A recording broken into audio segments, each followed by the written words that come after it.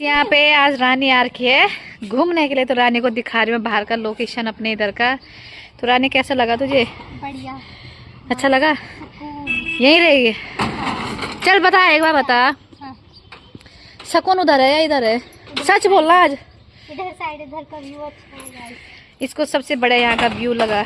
View भी मुझे बहुत पसंद आया यहाँ का। जंगल है ना साइड। हाँ जंगल दूर है ना, क्योंकि चारों तरफ बस्ती है ना। ये देखो बहुत ही प्यारा लग रहा है। तो रानी को मैं घुमाने ले गई आज वोमेंस डे पे। मैं कहा तुझे छत पे घुमाती हूँ गाइस। तो इसको यहाँ का इवनिंग मतलब रात और टाइम पहलना तो ये बहुत बड़ा लागू, बहुत ही ज्यादा मस्त। तो रानी को यहाँ का लोकेशन बहुत ही पसंद आया, बहुत ही ज्यादा। तो तू भी यहीं रह ले हमारे साथ। क्यों? ठीक था। पक्का? राकेल तुम क्यों? धक्का देने में